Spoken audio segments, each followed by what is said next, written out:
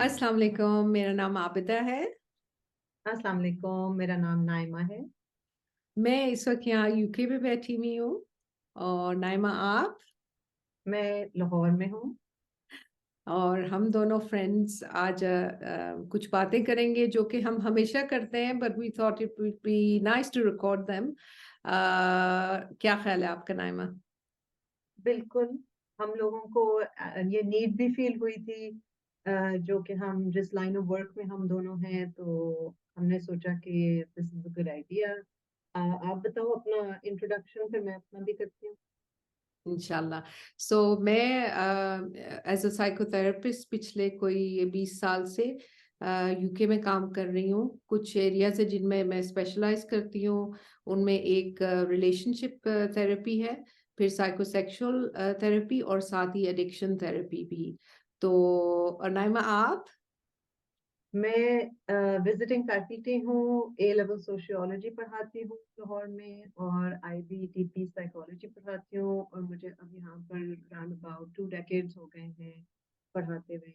और मुझे ये फील हुआ था कि जो मेरे मेन ग्रुप है जिनके साथ मेरा कांटेक्ट होता है, students between the age of 16 and 19, even 20 years old, बहुत से ऐसे उनको इश्यूज फेस होते हैं जो कि वो चाहते हैं कि वो डिस्कस करें, वो किसी के साथ शेयर करें, वो थोड़ी सी एडवाइस लें किसी बड़े से। तो ये ऐसी चीजें हैं जो बच्चे जरा इतना कंफर्टेबल नहीं फील करते अपने पेरेंट्स से बात करते हुए। तो वो ये है कि एक मेंटोर समझ लें, एक एल्डर फिगर समझ लें, समझ के वो आते हैं और कई चीजों के बारे में पूछना चाहते हैं, इंफॉर्मेशन गेन करना चाहते हैं, या तसल्ली, या जिसको कहते हैं दिल हल्का करना चाहते हैं। बेशक। तो मैंने ये फील किया, वो भी कह रहे थे अगर आप एक इस तरह का प्लेटफॉर्म हो जिसके ऊपर हम लोग सजेशन दे सकें कि दिस व्हाट वी वांट, कि एक डिस्कशन हो, तो हम लोग भी सुन सकें। तो हमने ये सोचा कि हम अ, इसलिए एक फोरम ऐसा बनाए। इंशाल्लाह। और बिल्कुल इसी तरह से ओवर द इयर्स मैंने भी ये महसूस किया कि बहुत सारे ऐसे मसले होते हैं जो कि लोगों को उनकी ज़िंदगियों में बहुत ज़्यादा उनकी वजह से उलझने होती हैं, बहुत ज़्यादा तकलीफ होती है, बहुत दुख का शिकार लोग होते हैं। मगर हम कल्चरली चूंकि इजाज़त नहीं देते अपने आप को भी और दूसरों को भी कि हम वो बातें कर सकें। और स्पेशली अगर हम मेंटल हेल्थ को देखें, जो कि आज हम सोच रहे थे कि हम उससे इंशाल्लाह अपनी उसकी इंट्रोडक्शन से आज बात शुरू करेंगे। तो बहुत सारी ऐसी चीज़ें जो कि जैसे कि मैंने कहा कि लोग they would just brush things under the carpet because of the stigma, और ये कि लोग क्या कहेंगे। तो हम ये सोच रहे हैं कि हम वो बातें करें जो लोग क्या कहेंगे वाली बातें हैं, मगर हम उन टॉपिक्स को नॉर्मलाइज करें। क्योंकि जितना हम बात करेंगे उतना लोगों को इजाजत मिलेगी कि वो भी उन चीजों पे बात कर सकें। तो क्या ख्याल है आपका? पहले हम ये डिस्कस कर ले थोड़ा सा कि जो मेंटल हेल्थ है उसको डिफाइन कैसे किया जा सकता है, और फिर हम वहां से आगे चलेंगे इंशाल्लाह। बिल्कुल, बेसिकली एक ये बात कि हम मेंटल हेल्थ के बारे में एक अवेयरनेस करना चाहते हैं कि हम ये डिफाइन करें कि ये है क्या। और मेंटल हेल्थ के इतना ब्रॉड स्पेक्ट्रम है। हम हम्म। चाहते हैं कि उसको, जैसे फॉर एग्जांपल, यूजुअली लाइफ में हम उसको कंपार्टमेंटलाइज करना चाहते हैं, किसी एक्सट्रीम में कंपार्टमेंटलाइज करते हैं। हम कहते हैं कि स्किज़ोफ्रेनिया है, MDD है, ऑटिज्म स्पेक्ट्रम है। इसको हम कहते हैं कि ये these are the only things जो कि मेंटल हेल्थ इश्यूज के ऊपर के अंडर आती है। लेकिन बहुत सी और ऐसी चीजें हैं जो कि इस सेम स्पेक्ट्रम, ब्रॉड स्पेक्ट्रम के अंदर आती है। For example, mild depression, anxiety disorders, panic disorders, postpartum depression. So hmm. all of these are things that we need to discuss, to talk about, ताकि डे टू डे लाइफ में लोगों के लिए एक आसानी हो, ए इसको डिफाइन करने में, और बी दूसरा डील विद इट करने के लिए। आप बताओ। एब्सोल्युटली, मेरा भी ख्याल है कि अगर बिल्कुल सिंपली देखा जाए तो हमारी जबान में जब कहते हैं ना कि तवाजुन, ज़हनी तवाजुन, तो जो तवाजुन का कॉन्सेप्ट है basically that's about balance. So exactly like you said कि जो मेंटल हेल्थ है वो एक स्पेक्ट्रम है, तो बहुत सारी चीज़ें कॉम्प्लिकेटेड भी हो सकती हैं जो कि सिचुएशनल हो सकती हैं, या कि आपकी जेनेटिक प्री डिस्पोजिशन भी हो सकती है, मतलब एट द सेम टाइम कि बहुत सारी चीज़ें, बहुत सारे रवैये हमारे हालात की वजह से, हमारी पेरेंटिंग की वजह से, हम जिस तरह से जिन ताल्लुकात में बंधे होते हैं, उनकी जो डायनामिक्स होते हैं, उनकी वजह से हमारी ability to not maintain that तवाज़ुन, बेसिकली हमारी जो मेंटल हेल्थ है उसकी रिफ्लेक्शन होती है। तो उसी सिलसिले में अगर हम ये देखें कि हम कैसे ये समझ आती है कि हमारी मेंटल हेल्थ ठीक है या नहीं, तो उस लिहाज से मेरे ख्याल में कि अगर ये सोचो कि एक पैराडाइम अगर देखें, तो एक तरफ जो कॉलोनियल कॉन्सेप्ट है, पोस्ट कॉलोनियल, जो वेस्ट से हमें मिला है कि मेंटल हेल्थ की जो डिजीजेज हैं और मेंटल हेल्थ किस तरह से आइडेंटिफाई होता है, और दूसरी तरफ बीच में कल्चरल चीजें होती हैं कि हमारे माँ बाप या रिश्तेदार या लोग कैसे देखते हैं या सोसाइटी कैसे देखती है, और तीसरी तरफ ये कि स्पिरिचुअली अल्लाह सुब्हानहू तआला का क्या हुक्म है और दीन में मेंटल हेल्थ को कैसे देखा जाता है। तो आई थिंक हम जितना ज्यादा इंशाल्लाह मैं और आप ये चीजें डिस्कस करेंगे तो हमें समझ आएगी कि हमने कहाँ पे खड़ा होना है। किसी एक एक्सट्रीम पे अगर हम चीजों को लें तो वो जो तवाजुन है ना, उसमें गड़बड़ हो जाती है। तो आई बिल्कुल, suppose that's important, isn't it, maintaining that balance. Absolutely. And जो जेनेटिक इश्यूज है, हमारा ख्याल है कि हम जेनेटिक इश्यूज के बारे में कुछ नहीं कर सकते, जो कि प्रोबेबली एक मिसकंसेप्शन है, क्योंकि अगर आपको कोई और भी जैसे जेनेटिक डिसीज है, for example diabetes, heart disease और एनीथिंग लाइक दैट है, तो आप अपनी डाइट से उसको, लाइफस्टाइल चेंजेस से, एक्सरसाइज से आप उसको सबड्यू कर सकते हैं, आप उसको टैकल कर सकते हैं। सिमिलरली अगर मेंटल हेल्थ इश्यूज हो रहे हैं तो आप इसी तरह कई ऐसे आप अपने डाइट अवेयरनेस कर सकते हैं जिसके आपके कोर्टिसोल लेवल्स कम हो, आपके सेरोटोनिन लेवल्स इंक्रीज हो, आप lifestyle changes, exercise, just breathing, and taking so many other precautions that you can include in your daily life, जिसकी वजह से बहुत फर्क आ सकता है।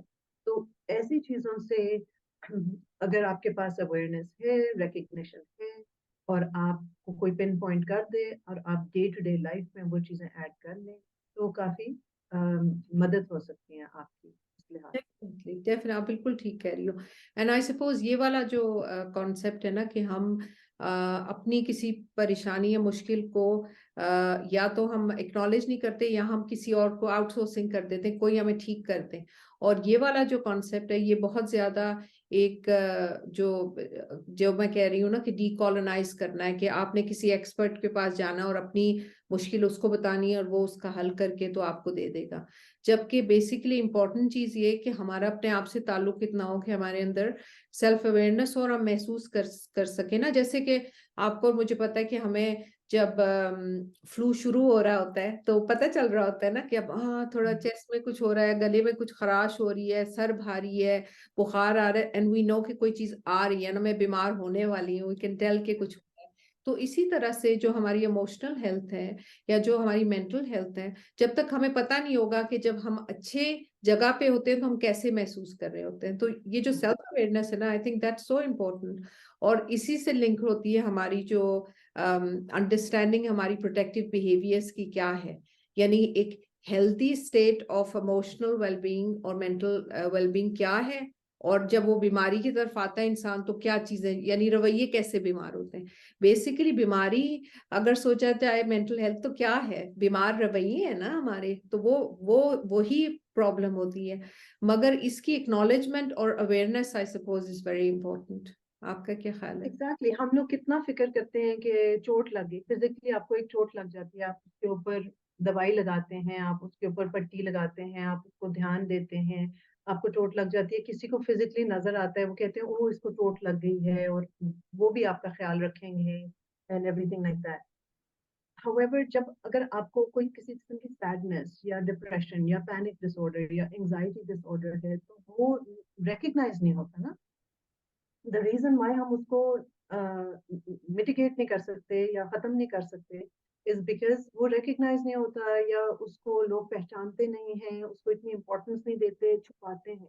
इसके अंदर एक गिल्ट, फियर, शेम इन्वॉल्व होता है, जिसकी वजह से आप छुपाते हैं, फैमिली मेंबर्स छुपाते हैं एक दूसरे का। अगर मेंटल हेल्थ इश्यू है तो हमें उतना ही इसके बारे में सोचना चाहिए जितना हम एक फिजिकल चोट के बारे में सोचते हैं, इफ नॉट मोर, बिकॉज वो उतना ही आपको अफेक्ट कर सकता है जितना एक फिजिकल चोट। تو اگر آپ اپنے فزیکل چوٹ کے لیے پیناڈول کھاتے ہیں یا اس کے اوپر مرم لگاتے ہیں کوئی، تو سملرلی اس کے اندر بھی ہم لوگوں کو یوں ہی کرنا چاہیے، اسٹیپ بائی اسٹیپ پروسیس میں سے گزریں تاکہ ہیلنگ ہو سکے. جہاں فزیکل ہیلنگ ہے تو ہماری emotional, mental and inner healing بھی ہو سکے. Absolutely. اور going back to thinking about کہ ایک ویسٹرن وے آف ٹریٹمنٹ ہے اور دین ایک cultural way of looking at these things, اور پھر ایک یہ کہ اسپرچل طریقے سے جو ہم دین کے لحاظ سے جب ہم دیکھتے ہیں، تو دین کے لحاظ سے دیکھو یہ کتنی امپورٹنٹ بات ہے کہ جو ہمارے کانسیپٹ ہے، دو کانسیپٹس ہیں. ایک تو یہ کہ جو ہماری ڈیزیزز آف دا ہارٹ ہیں فار انسٹنس، یا جو ہمارا اسپرچل اسٹرگل ہوتی ہے یا نفس کی اسٹرگل جو ہوتی ہے، وہ بہت ساری ایسی چیزیں ہوتی ہیں کہ they actually are things that are difficult when it comes to our emotional health and mental health really. ان دونوں کے ساتھ وہ چیزیں مرج کرتی ہیں. تو I suppose again important یہ چیز ہے کہ ہم اگر اپنی mental health کو دیکھیں تو جتنا ہم اس کو خود پہ اپنی ذمہ داری سے لینا شروع کریں نا ان چیزوں کو، تو پھر ہمیں آؤٹ سورسنگ نہیں کرنی. And I suppose I'm really hoping کہ ان ڈسکشن سے ہم یہ چیزیں زیادہ انپک کر سکیں گے کہ فار انسٹنس جیسے ہم کہتے ہیں کہ depression and then starting from feeling sad, right? So ایک اسپیکٹرم ہے نا، تو ایک جگہ آپ پہنچ جاتے ہیں جب کلینکل ڈپریشن ہوتا ہے، وچ مینس کہ آپ کو اب میڈیکیشن کی ضرورت ہے ہی ہے depending on how severe your depression is. مگر جو اسٹارٹنگ پوائنٹ یہ ہوتا ہے کہ آپ کے اگر رویے اور the way you relate to your problem اگر وہ اس وقت پکڑ لی جائے تو پھر وہ اس ایکسٹریم پہ آپ نہیں جائیں گے نا. تو یہ جو ری ایکٹیو رسپانس کے بجائے جو پرو ایکٹیو اور امپاورنگ رسپانس ہے کہ آپ سوچ رہے ہیں کہ اب کوئی مسئلہ ہے تو اس کے بارے میں کیا کرنا ہے، اور جو کہ آپ نے بہت اچھی بات کی کہ اسٹگما اور شیم کی وجہ سے آپ کسی کو کہہ نہیں سکتے. اور یہی ہوتا ہے نا کہ ہم سوچتے ہیں کہ کسی کو کوئی مینٹل ہیلتھ ایشو ہے تو ہمارے ہاں جو عام لینگویج یوز کی جاتی ہے وہ یہی کہ کوئی پاگل ہو گیا ہے یا اس طرح کی جو چیزیں ہیں، یہ اتنی ڈیلیبیٹیٹنگ ہے کہ اس کی وجہ سے لوگ سیکریسی میں رہتے ہیں کہ you can't really share those problems which is a big problem. مجھے لگتا ہے ابھی بھی یہ بہت بڑا ایشو ہے یہ پاکستان میں تو ڈیفینیٹلی. آپ کا ہر کیا؟ جگہ آئی تھنک، ہاں جی یہاں پر بھی ہے، ہر جگہ پر ہے. اور ہم لوگوں کو یہ بھی ایک اور چیز جو کہ I wanted to point out which was کہ یہ کہاں سے آ رہی ہے. ہم لوگوں کے پاس کوئی ایک ڈیفینیٹو مارکر نہیں ہے کہ یہ کہاں سے آ رہی ہے. آپ نے کہا کہ یہ جینیٹک بھی ہو سکتا ہے، جیسے میں نے پوائنٹ آؤٹ کیا یہ آپ کی ڈائٹ کی ڈیفیشنسیز کی وجہ سے بھی ہو سکتا ہے.